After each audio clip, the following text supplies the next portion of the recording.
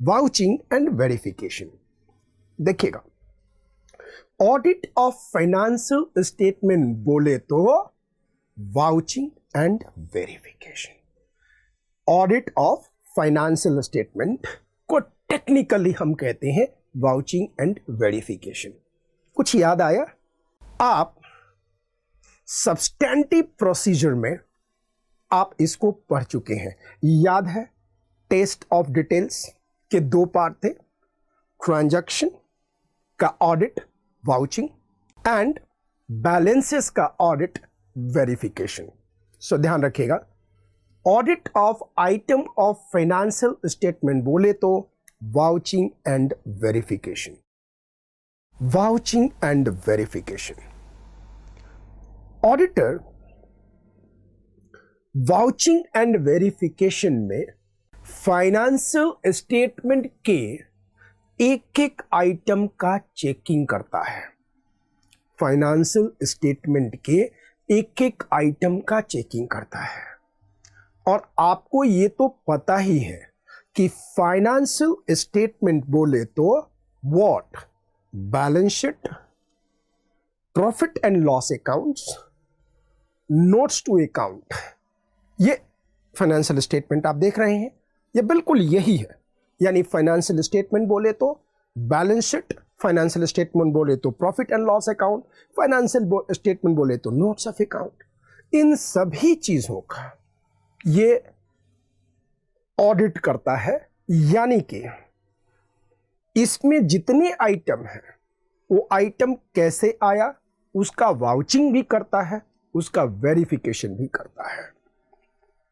ये बहुत क्लियर है कि फाइनेंशियल स्टेट यानी बोले तो balance sheet and the profit and loss account, इनमें जितने भी आइटम्स हैं उन सारे आइटम्स का ये क्या करता है? वाउचिंग करता है, वेरिफिकेशन करता है।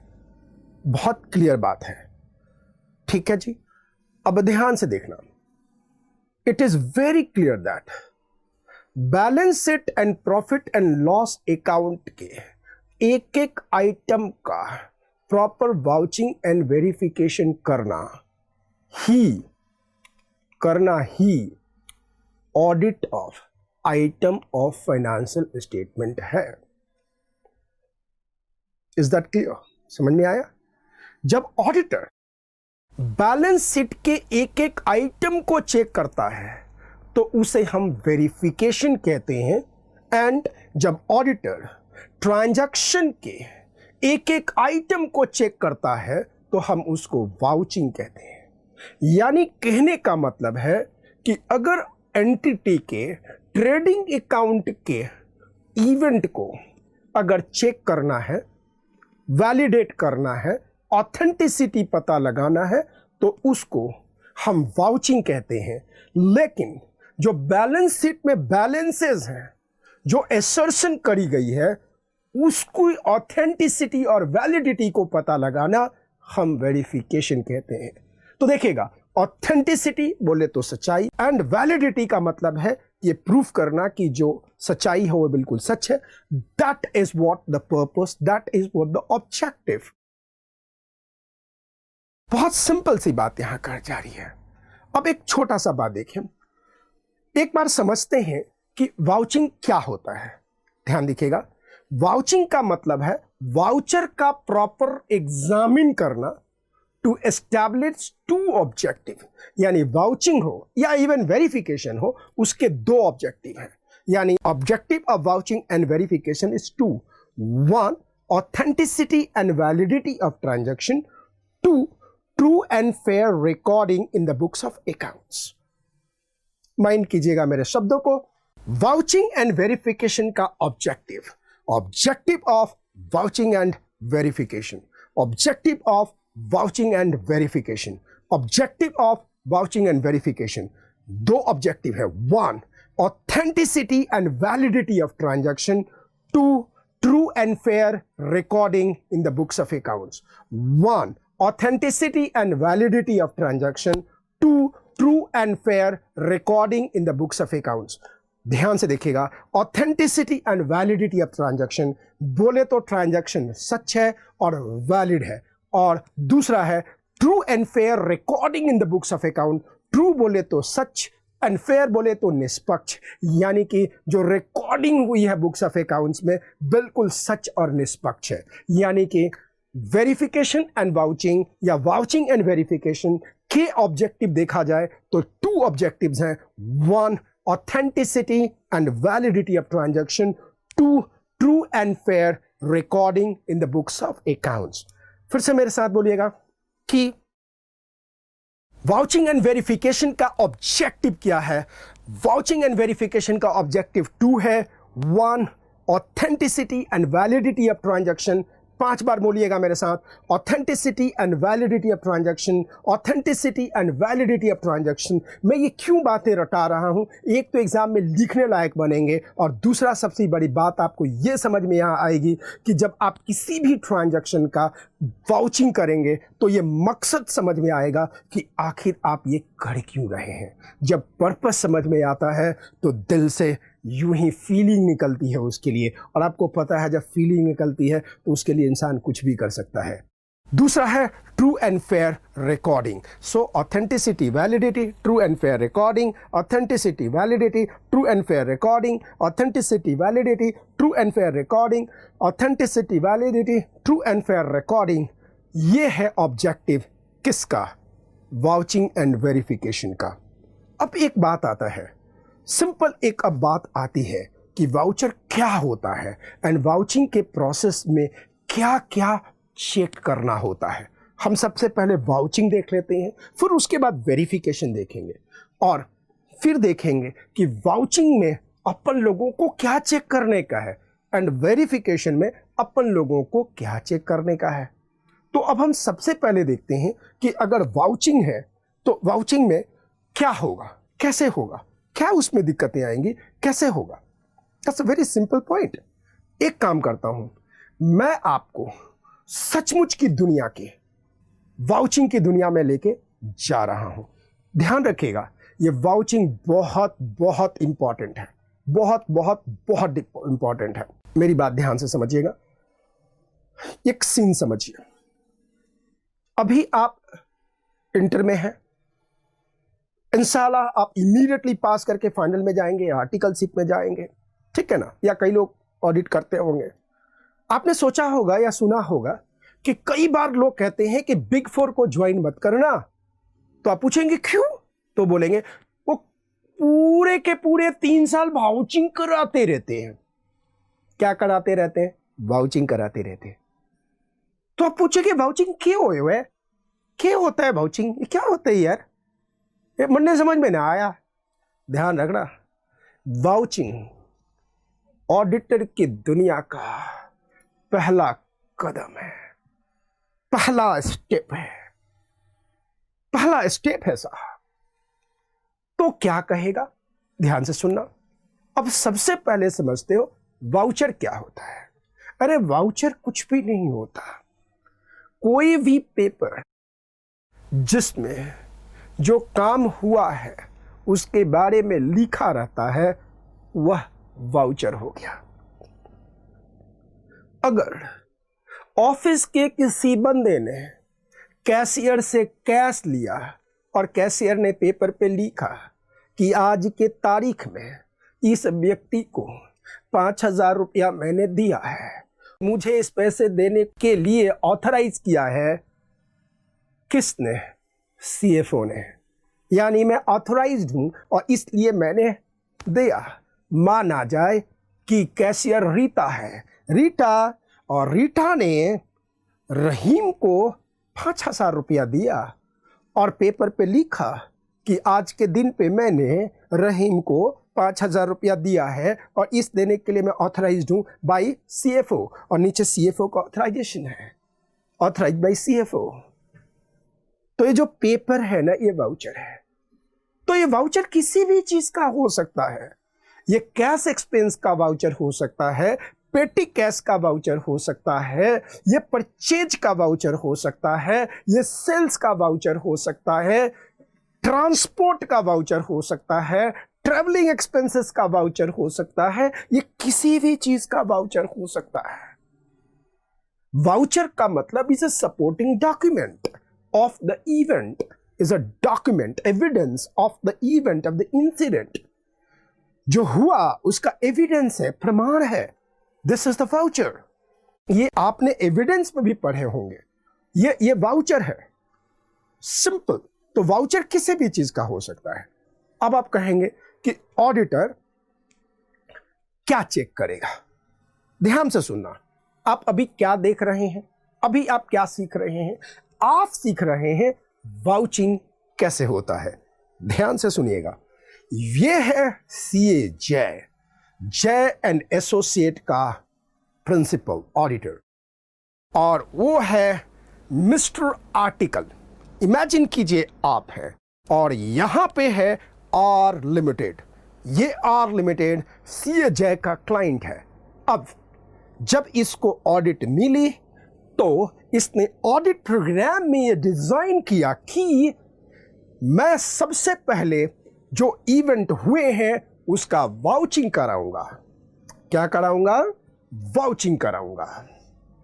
तो वाउचिंग कराऊंगा, और ये सीए जय आपको बुलाया मिस्टर आर्टिकल और बोला, मिस्टर आर्टिकल, आर लिमिटेड का ऑडिट अपन लोगों को मिलना है, अपन लोग तुमको जाके वाउचिंग करने का है। और वो ऑफिस में आपका पहला दिन है। आप बोलोगे क्या बोल रहे हैं, कैसे बोल रहे हैं? लेकिन आप कहोगे ठीक है, ना बोलोगे तो नौकरी खतरे में है। हाँ ठीक है। अब आप सोचोगे मन में कि सर वाउचिंग में करूंगा कैसे? फिर बोलेगा कम, यू वांट टू नो कि वाउचिंग कैसे करते आते हैं? तो आप बोलेगे यस सर। बोलेगा गो, तुम कल सुबह 10 बजे जाओगे आर लिमिटेड के ऑफिस में। बोला हाँ सर जाऊंगा। फिर बोला सबसे पहले तुम जो वाउचिंग करोगे वो तुम सेल्स वाउचर का वाउचिंग करोगे। किसका करोगे? सेल्स वाउचर का वाउचिंग करोगे, सेल्स बिल का वाउचिंग करोगे। तो आप बोलोगे सर क्या बिल का मतलब वाउचर? हाँ, बिल्स मतलब voucher, purchase bill purchase voucher, sales bill sales voucher, cash memo cash voucher. यार जो खर्चा है उसका बिल बनाओ वाउचर। बोलोगे सर ये तब से मैं दिमाग खाए जा रहा हूं, और ये एग्जाम में भी लोग कहते हैं 16 नंबर का आता है, 16 मार्क्स का आता है। भाई साहब अगर फंडामेंटल क्लियर है तो ये गिफ्ट है,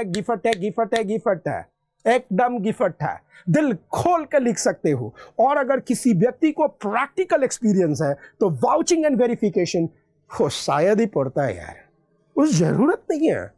मैं आपको गारंटी देता हूं 16 में से 16 मार्क्स मिल जाएंगे। बोलेगा क्या बात कर रहे हो सर, ऑडिट में 4-4 मार्क्स थोड़ी मिलते हैं, 100% मिलते हैं। आप लिख के देखो, एक बार थारे को समझ में आ गए हो ना भाइयों, ओह मजा। चलो जी समझते हैं। अब ये जो है मिस्टर आर्टिकल को जय बोल रहा है कि तुम सबसे पहले वहां पे जाके सेल्स बिल लेना, और उसने सेल्स बिल। अब बोलेगा कि सर सेल्स बिल में क्या करूंगा? तो ये बोलेगा देखो ये सेल बिल है आर लिमिटेड का, एक सेल बिल है, आप इसको देखो। ये आपको बोलेगा इसको पढ़ो, मेरे सामने पढ़ो। तो बोला पहला चीज इसमें लिखा है नंबर। बोला नंबर किधर है? बोला नंबर इधर है, कोने में है।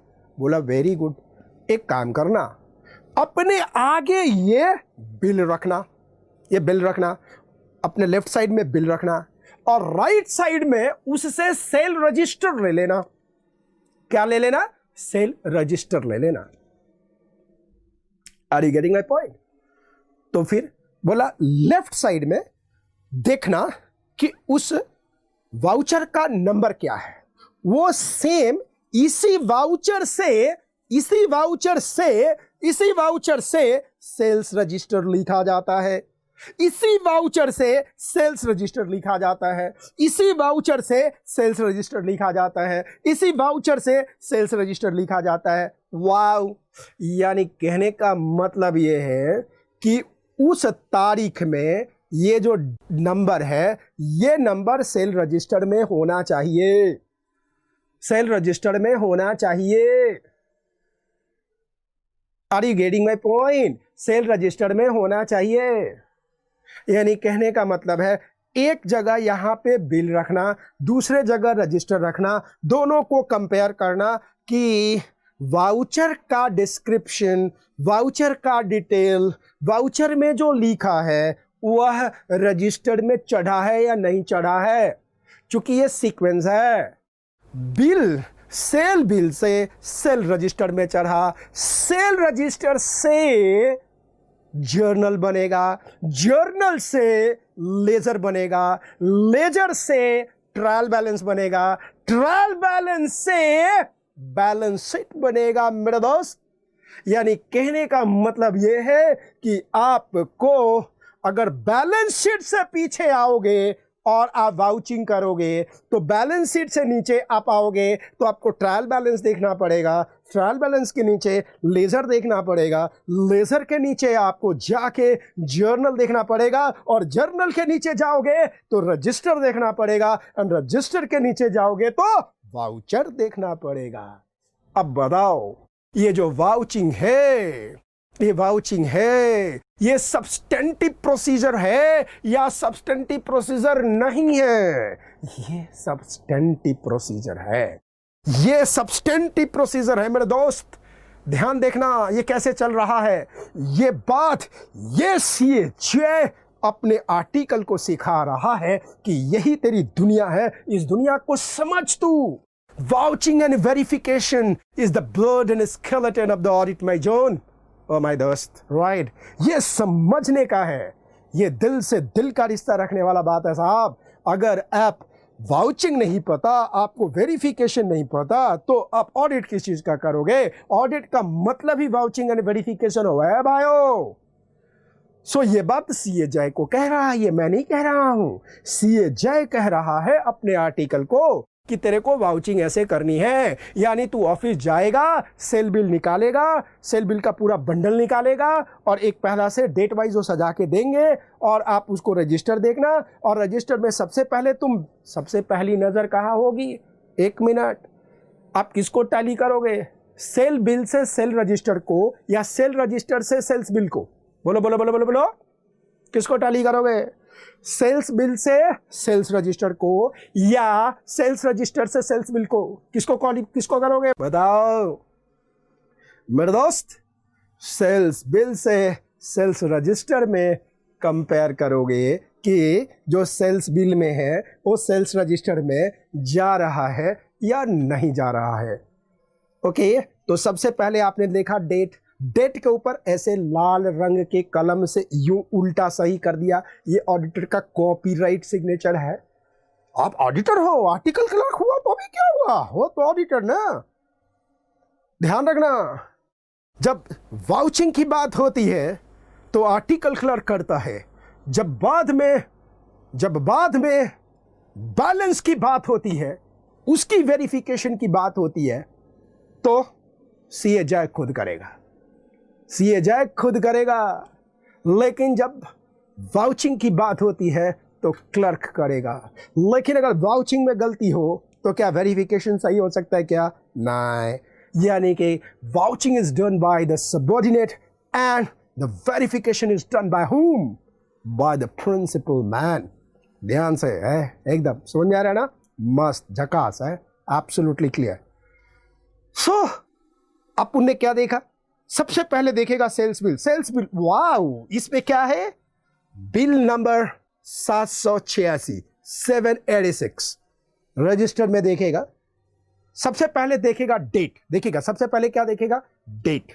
डेट आज देखा 28 फरवरी, सबसे पहले रजिस्टर में देखेगा 28 फरवरी। बढ़िया है।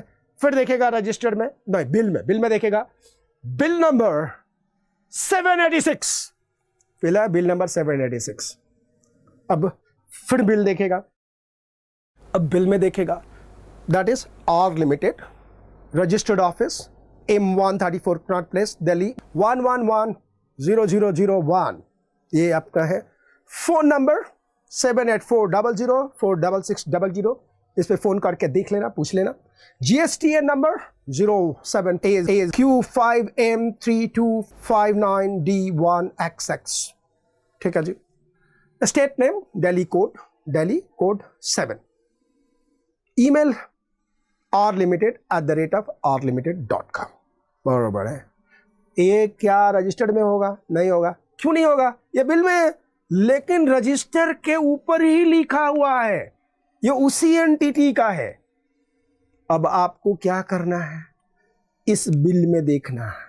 आपने तारीख लिख दिया, आपने नंबर लिख दिया, आपने बिल में से तारीख देखा, डेट देखा, डेट रजिस्टर में दिख गया, आपने नंबर लिखा, नंबर रजिस्टर में दिख गया, आपने बिल में टिक किया, फिर रजिस्टर में टिक किया, बिल में डेट को टिक किया, रजिस्टर में डेट को टिक किया, फिर बिल में तारीख को, डेट को टिक किया, इसमें भी डेट को, फिर बिल में नंबर को टिक किया, और फिर आप क्या करोगे, यहाँ रजिस्टर में फिर नंबर को टिक करोगे। उसके बाद आपके पास रजिस्टर में आएगा name of the buyer. Register में देखिए क्या लिखा हुआ है, name of the buyer. Bill में देखो लिखा हुआ है buyers, any time classes educational services private limited, 2578 Hudson lane, Kingsway camp, state name Delhi, code 07। बरोबर, ये नाम रजिस्टर में है या नहीं है वो चेक करेगा। तो इधर इस नेम को चेक करेगा, फिर उसको चेक करेगा। ध्यान रखना, ये जो नाम लिखा है ना बायर, यहीं से टाइटल का जन्म होता है, यहीं से ऑनरशिप का जन्म होता है। अगर ये बिल में एनी टाइम क्लास का नाम है तो इसका मतलब है कि जो एसेट बिकी है उसके ऊपर ऑनरशिप किसका हो गया, एनी टाइम क्लास का हो गया। तो जब आप वेरिफिकेशन करोगे और जब आप उसमें ownership and right and obligation की बात करोगे तो ये एनी टाइम क्लास का होगा इसके ऊपर। यानी किसी भी एंटिटी का अगर आप ऑनरशिप चेक करना चाहते हो तो आपको वाउचिंग ही करना पड़ेगा, आपको वाउचर में ही देखना पड़ेगा कि जिस एंटिटी के द्वारा उसके स्टेटमेंट ऑफ अकाउंट में एसर्शन किया गया है, तो ऑडिटर वाउचर मंगा के देखेगा कि उसके परचेज बिल में, यानी जहां से उसने खरीदा है, उसमें उसका नाम है या नहीं है। एक एग्जाम्पल बोलता हूं, any time class private limited का ऑडिटर जब ऑडिट करेगा तो क्या करेगा, उसके लिए यह सेल बिल परचेज बिल हो गया। उस परचेज बिल में देखेगा कि आर लिमिटेड से जो खरीदा गया है उसमें बायर के नाम पे any time class education services private limited का नाम है या नहीं है। अगर यहाँ पे नाम है तो ऑनरशिप कंपनी के पास है, अगर यहाँ पे नाम नहीं है तो ऑनरशिप कंपनी के पास नहीं है। तो ध्यान से देखिएगा, जो मिस्टर आर्टिकल था सेल बिल लेगा, सेल रजिस्टर्ड लेखा, सबसे पहले उसने डेट को चेक किया, फिर उसने नंबर को चेक किया, फिर वो नेम को चेक करेगा कि बायर का नाम क्या है, या सेल्स रजिस्टर में वही नाम चढ़ना चाहिए जो वाउचर में है। यानी वाउचिंग कुछ भी नहीं है, वाउचर में एक एक आइटम जो है वो सेल रजिस्टर में चढ़ा या नहीं चढ़ा। अगर एक बार ये सेल रजिस्टर में गलत चढ़ गया तो जर्नल भी गलत बनेगा, लेजर भी गलत बनेगा, ट्रायल बैलेंस भी गलत बनेगा, बैलेंस शीट भी गलत बनेगा, स्टेटमेंट ऑफ अकाउंट ही गलत हो जाएगा। वाउचिंग बेस है जी। अब जो हमने देखा यहाँ पे नाम लिखा है वाउचर में any time classes private limited, और देखिए जी वहाँ पे भी नाम लिखा हुआ है एनी टाइम प्राइवेट, इस पे भी टिक, उस पे भी टिक। अब इसमें लिख रहा है डिस्क्रिप्शन ऑफ द गुड्स, यानी वाउचर में, सेल्स रजिस्टर में भी होगा डिस्क्रिप्शन ऑफ द गुड्स। तो डिस्क्रिप्शन ऑफ द गुड्स में देखा है, यहाँ पे है लैपटॉप, लीजिए laptop, desktop i7, desktop i7, desktop i9, okay. फिर उसमें रेट लिखा हुआ है @50,000, चलो जी 50,000, यहाँ पे 50,000, यहाँ पे 50,000। देखिए फिर यहाँ पे क्या है जी, laptop i7 at the rate 75,000, चलो जी 75,000 एट द रेट, डिस्क्रिप्शन में आप देख रहे हैं i9, चलो जी यहाँ पे i9, चलो जी यहाँ पे 99। अब रेट दिया हुआ है, आप देख रहे हैं वाउचर में एट द रेट, कितने क्वांटिटी देखिए, अब इसमें क्वांटिटी कॉलम देख रहे हैं आप 242, अब यहाँ पे भी देखिए रजिस्टर में 242। रेट क्या है, फर्स्ट देखिए लैपटॉप i5 दिया हुआ है एट द रेट ऑफ 50,000, तो 2 इंटू 50,000 1 लाख आ गया। यहाँ पर रजिस्टर में देखिए 1 लाख आ गया, यहाँ पे भी टिक मारिए। यानी कि आप डिस्क्रिप्शन को भी टिक कर रहे हैं, आप क्वांटिटी को भी टिक कर रहे हैं, आप रेट को भी टिक कर रहे हैं, आप 1 लाख यानी कि वैल्यू को भी टिक कर रहे हैं। इसका मतलब क्या होता है कि वाउचिंग में एक बहुत इंपॉर्टेंट पॉइंट होता है मेजरमेंट, यानी आप मेजर कर रहे हो कि जो बोला गया है स्टेटमेंट ऑफ अकाउंट में वो सच है या नहीं है, वो ऑथेंटिक है या नहीं है, वो वैलिड है या नहीं है, सही तरह से fair and true accounting books में है या नहीं है। ऑब्जेक्टिव क्लियर आ रहा है? 2 ऑब्जेक्टिव था, authenticity and validity, true and fair accounting in books of accounts. सब कुछ दिख रहा है ना। ये बहुत इंटरेस्टिंग सब्जेक्ट है रे, मजा आ जाता है, कमाल का। अरे भाई ऑडिट किया, वाउचिंग वेरिफिकेशन नहीं किया तो क्या किया? कुछ भी नहीं किया। ये बहुत जबरदस्त है, खतरनाक जिसको बोले ना, एकदम बढ़िया वाला खतरनाक, एडवेंचरस है, बढ़िया है। अब आपने देखा वैल्यू इसमें कितना आ रहा है, 1 लाख, जिसमें क्या 3 लाख, 1 लाख। अब उन्हें देखा टोटल कितना आ रहा है, 6 लाख, इसमें भी कितना आ रहा है, 6 लाख आ गया है, सेल रजिस्टर में आ गया, बढ़िया। अब उसके बाद मोस्ट इंपॉर्टेंट पॉइंट आएगा जीएसटी। टीएस में CGST 9% 54,000, CGST 9% 54,000, rounded off total, अगर होता तो कर लेंगे, पहले से राउंडेड ऑफ। अब ये टोटल कितना आ गया, देखिए वाउचर में है 1308, और इधर देखिए रजिस्टर में भी कितना आ गया, 1308,000, एकदम टैली हो रहे। इसका मतलब वाउचर परफेक्ट है और उसकी बुक्स ऑफ अकाउंटिंग में रिकॉर्डिंग भी परफेक्ट है। अपन लोग ने ऑथेंटिकेट कर लिया, वैलिडेट किया, प्रोसीडिंग सही होगा। देखिए बहुत बड़ी बात है, कई बार ऑडिटर को स्टैट्यूटरी ऑडिट मिलता है जो उसको साल के अंत में जाके करना है, लेकिन जब उसको पता होता है कि मेरे को ऑडिट करना है तो वो ऑलमोस्ट ईयर में कई बार अपने आर्टिकल को भेजता है कि वाउचिंग तू करके रख, मैं ऑडिट बाद में कर लेता हूँ। जब बात ऑडिट की होती है तो मैं आपको एक छोटी सी बात बताता हूँ, इसको अच्छी तरह से समझना, और ये बाकी के चैप्टर में भी ये समझे होंगे। क्या होता है, स्टेटमेंट ऑफ अकाउंट 31 मार्च को बंद हो गया फाइनेंशियल ईयर का, उसके बाद वो बोर्ड ऑफ डायरेक्टर के पास जाता है, बोर्ड ऑफ डायरेक्टर अप्रूव करता है कि अब इसकी ऑडिट होनी चाहिए, फिर वो ऑडिटर के पास जाता है, ऑडिटर उसकी ऑडिट करके क्या करता है, बोर्ड ऑफ डायरेक्टर के पास फिर से भेजता है कि आगे आप शेयर होल्डर को भेज दो, मतलब भेज दो। उसके बाद एजीएम होता है, correct, this is the point. यहाँ पे क्या है कि मान लो कि जय को ऑडिट मिला है कि ईयर एंड में जाके करना है, लेकिन जय को पता है कि वाउचिंग एक लॉन्ग प्रोसेस है, तो खुद नहीं जाएगा, वो अपने आर्टिकल को पहले से भेजता रहेगा कि आप वाउचिंग चेक करते रहो। क्यों? ताकि ट्रू एंड फेयर अकाउंटिंग हो रहा है या नहीं हो रहा है, यानी सही तरह से अकाउंटिंग हो रहा है या नहीं हो रहा है। तो जो आप ट्रू एंड फेयर अकाउंटिंग पढ़ते हो वाउचिंग की ऑब्जेक्टिव में, वो यही है, वाउचिंग से शुरू हो रहा है कि वाउचर से सेल्स का बिल, सेल बिल से सेल रजिस्टर में गया या नहीं गया। ठीक उसी प्रकार से परचेज बिल से परचेज रजिस्टर में जाएगा, ठीक उसी प्रकार से कैश बिल से कैश बुक में या कैश रजिस्टर में जाएगा। ये हर चीज उसके बाद रजिस्टर के बाद वो क्या होगा, जर्नल होगा, जर्नल के बाद लेजर में क्लासिफिकेशन हो जाएगा। तो देखिएगा बार बार आपसे यहां पूछा जाएगा, बार बार बोला जाएगा कि assets, liabilities and classification is properly done और नॉट। क्लासिफिकेशन जाके लेजर में हो जाता है, क्लासिफिकेशन लेजर में हो जाता है, सब कुछ क्लियर।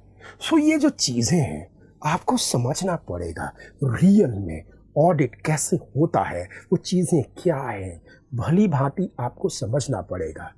अब यहां पे देखिएगा authorised by, executed by. Sale bill है, किसने ऑथराइज किया सेल को, किसने उसको एग्जीक्यूशन को सेल किया, उनका सिग्नेचर रहेगा।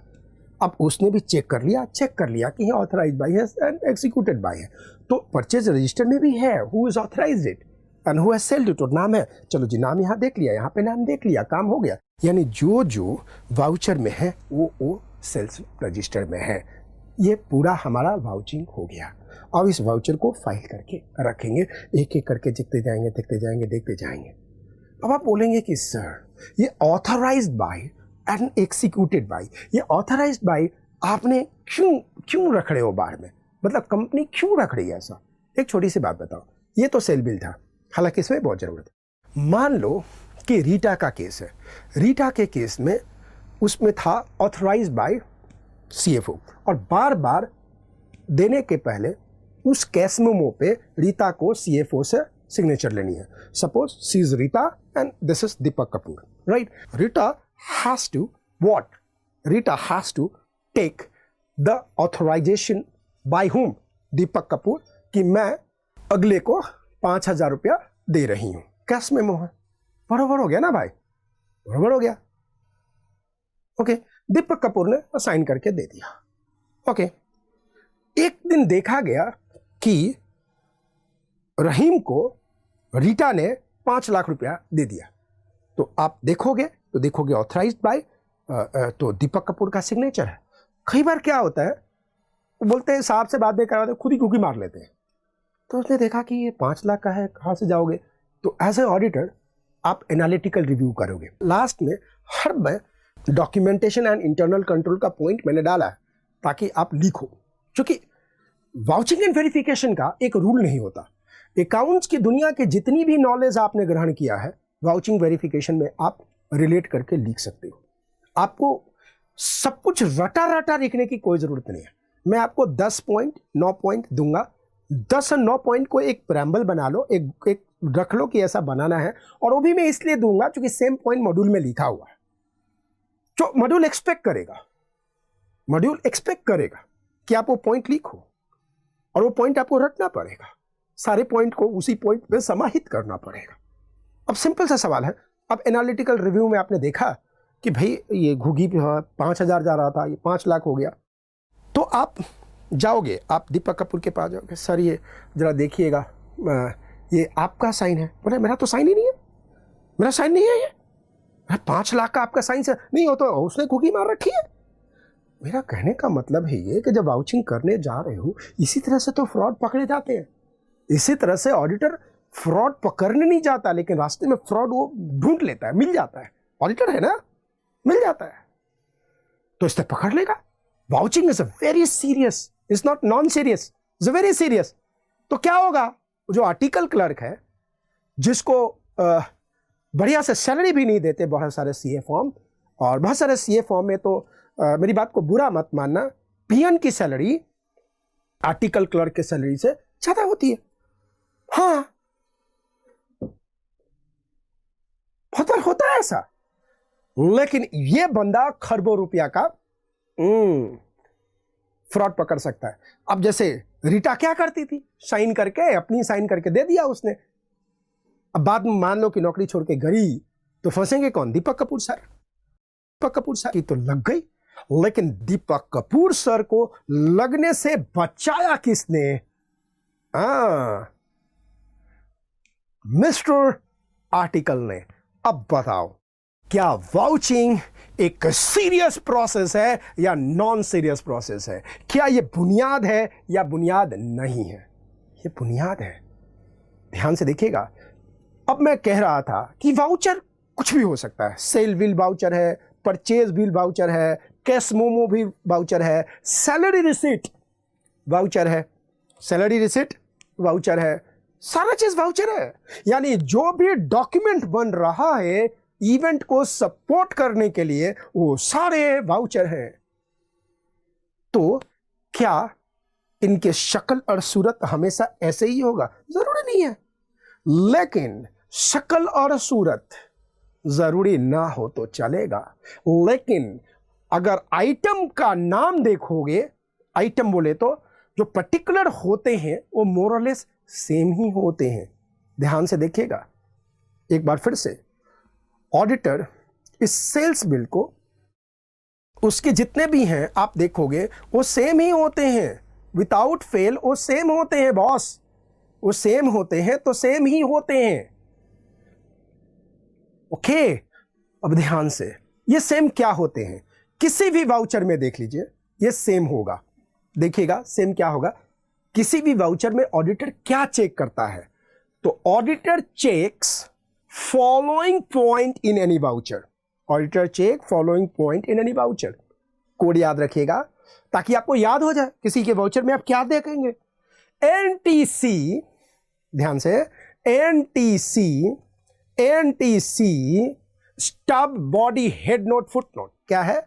NTC stub body head note foot note क्या है? 7 पॉइंट हो गया। NTC stub body head note foot note, ये आपने देख लिया। अब आप देखेंगे और बोलेंगे कि सर ये NTC stub body head note and foot note क्या होता है? ये क्या होता है? What is this? आप पूछेंगे ना। ध्यान से देखिएगा, अब ये रजिस्टर यहां चला गया, आपके पास यहां इनवॉइस हो गया, यहां आपका मेमोरी कोड आ गया। एनटीसी, एन बोले तो नंबर एंड डेट। देखिए ऊपर आपके इनवॉइस में नंबर और डेट आ रहा है। हाँ, नंबर आ गया, डेट आ गया, यानी एन हो गया। T, title. टाइटल में क्या हो जाता है? यानी कि कंपनी, जो सेलर है उसका कंप्लीट एड्रेस और जिसको बेचा उसका कंप्लीट एड्रेस, दोनों का टाइटल यहां होता है। तो एन भी हो गया, टी भी हो गया। एन में क्या आया? नंबर एंड डेट साथ में, नंबर एंड डेट साथ में। टी क्या हो गया? टाइटल। तो देखिए यहां पे 2 चीजें हो गया। आप कहां तक पहुंच गए? आप यहां तक बायर के डिटेल तक पहुंच गए। अब बायर के डिटेल के बाद ये बॉडी आपको दिख रहा है ना, बॉडी, बॉडी दिख रहा है आपको, बॉडी दिख रहा है। Okay, this is called complete body, right? Body. तो देखिएगा एनटीसी, मेमोरी कोड आपको याद है, देखिएगा मेमोरी कोड क्या है? एनटीसी। सी का मतलब है कैप्शन, सी का मतलब है कैप्शन, यानी कहने का मतलब जो कॉलम का हेड है that is a caption. Column का हेड इज व्हाट? कैप्शन। देख रहे हैं कैप्शन, एनटीसी, सी बोले तो कैप्शन, कैप्शन। तो जैसे इसमें डिस्क्रिप्शन ऑफ गुड्स, ये कैप्शन है, क्वांटिटी कैप्शन है, रेट कैप्शन है, अमाउंट कैप्शन है। तो ये कैप्शंस है। तो आपने किसी भी वाउचर में आपने 4 चीज देखनी है, वो आपको दिखे। नंबर और डेट पे साथ ही रख रहा हूं, तो नंबर, डेट, एनटीसी, टाइटल, सी, कैप्शन। 3 ही हुआ, 4 नहीं हुआ अभी तक, 3 हुआ है। अब आता है स्टब। स्टब क्या होता है? ध्यान देखिएगा, जो रो का टोटल है, रो का है, जो रो है, रो देख रहे हैं आप, रो, ये जो रो है दिस इज कॉल्ड स्टब। ये स्टैटिस्टिक्स में आपने सीपीटी में पढ़ा होगा। स्टैटिस्टिक्स में टेबल कैसे बनाए जाते हैं वो आपको पढ़ाया गया होगा। आपने सोचा ठीक है यार, सीपीटी फाउंडेशन पास कर लेंगे, सब कुछ पढ़ना जरूरी है, जरूरी है। स्टब, तो रो का नाम है, दैट बिकम्स व्हाट? स्टब। तो इसमें स्टब क्या है? Laptop i5, desktop i7, desktop i9, total, ये सारा क्या है? स्टब है। अब आता है हेड नोट। हेड नोट क्या होता है? मान लो कि कंपनी में किसी व्यक्ति को स्टैंप लगाना है। जैसे आप कहीं सामान खरीदने जाते हो, आप सामान खरीदने जाते हो कहीं ना, जैसे मान लो क्रोमा में सामान खरीदते, देखिए ये क्रोमा दिख रहा है, ये सीपी का क्रोमा आप देख रहे हैं ना, क्रोमा में आप सामान खरीदने गए, ठीक है। जब आप सामान खरीद लेते हो तो आपको बिल देते हैं, बिल पे वो एक ठप्पा लगाते हैं, राइट। जब आप वो गेट पे दिखाते हो तो फिर आपको बाहर जाना होता है, बाहर जाना हो तो दिखाना पड़ेगा, वरना नहीं दिखाओगे तो नहीं जाने देगा, वो सामान नहीं जाने देगा। तो जो इस तरह के स्टैंप लगते हैं ना, that becomes the what? The head note. And the last में देखिएगा फुट नोट। फुट नोट क्या है जी? Authorise by. अब कई बार देखिएगा ऑथराइज मतलब किसने दिया? ऑफिशियल ऑथराइजेशन करने का होना चाहिए। Then like made by, executed by. कई बार क्या होता है जब बहुत बड़ी बड़ी परचेज होती है, मान लो कि स्टोर रजिस्टर है, स्टोर रजिस्टर समझ रहे हो? स्टोर रजिस्टर का मतलब कि वहां से प्लांट में प्रोडक्शन के लिए जाता है सामान, तो उसका जो होता है, जो फुटनोट होता है, वो 3 चीजें होती हैं: authorised bye, approved bye and delivered by. यानी कि ऑथराइज किसने किया, उस ऑथराइजेशन को अप्रूव किसने किया, राइट, और फिर उसके बाद में वो डिलीवर किसने किया। यानी कंप्लीट ऑथराइजेशन मूव जाएगा, यानी इंटरनल कंट्रोल का प्रोसेस है। ये जो ऑथराइजेशन है ना, ये इंटरनल कंट्रोल है। अगर आपसे कोई क्वेश्चन पूछता है, सर क्या वाउचिंग में इंटरनल कंट्रोल को चेक किया जाता है? अरे वाउचर में ये इंटरनल कंट्रोल है। ये जो ऑथराइज्ड बाय देख रहे हो ना, ये पूरा इंटरनल कंट्रोल है, इंटरनल चेक है। आप पूछोगे क्या सर वाउचर में इंटरनल कंट्रोल होता है? अरे यार, वाउचिंग में क्या, वाउचर में है वो, और जब वाउचर में है तो उसकी चेकिंग तो करेंगे ही ना। मेरी बात समझ रहे हो ना? वाउचर क्लियर समझ में आ रही है ना? एकदम क्लियर आ रही है। जैसे अभी आप कंपनी में जाके कर देखिएगा, ये वाउचर जिंदगी भर आपके काम आएगा, जिंदगी भर। प्रैक्टिस में हो तो चेक करते करते, और जॉब में हो तो बनाते बनाते। ये बहुत ज़बरदस्त काम का चीज़ है। तो अपन लोग देखेगा, अपन लोगों को मैक्सिमम ये 8 एक आइटम देखना है हर वाउचर में। तो अगर आपसे कोई पूछे कि भाई रहम, तू कल ऑडिटर बनेगा, बता वाउचिंग में क्या क्या बोलेगा, तो आप बोलोगे पहला क्या देखेंगे, एनटीसी। ठीक है जी, NTC stop head note foot note. क्या है? NTC stop head note foot note. 6 दिखता है, 7 आ जाता है, कोई दिक्कत नहीं। क्या है? एनटीसी, यही इसी का वाउच होगा। वाउच किसका होगा? 8 आइटम का होगा। ये 8 आइटम कौन है? नंबर एंड डेट, बहुत बढ़िया। टाइटल, पूरा कंप्लीट टाइटल आ गया। सी, कैप्शन, बढ़िया जी। रो टोटल क्या हो गया? स्टॉप, ठीक है ना, स्टॉप, ठीक है जी। Of course row and column, C column and row मिला दिया तो क्वांटिटी रेट सारा आ गया ना जी। कैप्शन में तो पूरा का पूरा जितने कॉलम है सब आ गया, और जितने रो में नाम है रो में आ गया, तो सब कुछ सारा बॉडी आ गया ना, फिर कंप्लीट बॉडी गया। Head note, special remark, foot note, internal control, authorise by, approved by, check by, whatever आप लिख सकते हो। तो मेरे दोस्त, अगर मैं आपसे पूछूं कि एज ए ऑडिटर आप वाउचर में कितने पॉइंट देखोगे, तो आप कहोगे 7। हमारे मेमोरी कोड में है सिर्फ 6, बट एक में 2 है। कई बार घर में होता है, गांव में होता है हमारे पास, बाजू वाले क्या खाने में बुलावा होता है एक का, उसके पीछे एक चले जाते हैं। क्या फर्क है ना? अरे सिंपल सा सवाल है। ऐसे शहर में भी होता है, एक का इनविटेशन होता है, जिसने गेस्ट उस दिन आया, सब चलो, देना तो 1100 ही है। एनीवे, जो का पार। अब हमें एक बात बताओ कि अगर आपको वाउचर की चेकिंग करनी है तो आपको कितने पॉइंट चेक करने हैं? बताइए। 7। कितने पॉइंट देखने हैं? 7। तो मैं ये कह रहा था कि वाउचर कई हो सकते हैं, वाउचर के नाम कुछ भी हो सकते हैं, लेकिन मोर और लेस मिला जुला के देखा जाए तो 7 आइटम को आपको चेक करना है। ये 7 आइटम कौन कौन से हैं जो वाउचर में होते हैं और आपको चेक करने होते हैं? और ये है number 1, number and date, number 2 is a title, number 3 is caption, number 4 is stop, number 5 is head note, and number next is what? Foot note. यानी कि इंटरनल कंट्रोल का point, authorise by, check by, approved by, whatever might be. अब आपने पूरे voucher को तो लाल लाल रंग कर दिया। आप चाहते हो कि नहीं जी मेरा भी नाम हो, तो अपनी इनिशियल एक थोड़ा कर दो कि इस वाउचर को आपने किया है। शुरू में आपको करने में मज़ा आएगा, लेकिन बाद में ये मज़ा नहीं आएगा, इसको भी आप ध्यान रखना। तो मेरे को लगता है कि आपको ये बात समझ में आ गई कि वाउचर का मतलब क्या होता है एंड वाउचिंग का मतलब क्या होता है। Is that clear? अब हम नेक्स्ट कंसेप्ट करने जा रहे हैं कि बैलेंस शीट का हम वेरिफिकेशन कैसे करेंगे। अब आप कहेंगे कि सर बात तो कर रहे थे वाउचर का और करे गए हम वेरिफिकेशन में। एक बात बताओ, अगर फिक्स एसेट है, आपने खरीदे हैं, तो वेरिफिकेशन का पॉइंट सोचोगे या नहीं सोचोगे? सोचोगे ना। चलो कोई बात नहीं। सो ये कंसेप्ट यहीं पे खत्म हो रहा है। सो मीनिंग ऑफ वाउचिंग आपको समझ में आ गया और वेरिफिकेशन भी समझ में आ गया होगा, लेकिन हम वेरिफिकेशन को फिर से समझते हैं। नाउ वाउचिंग आपको समझ में आ गया, एब्सोल्युटली क्लियर।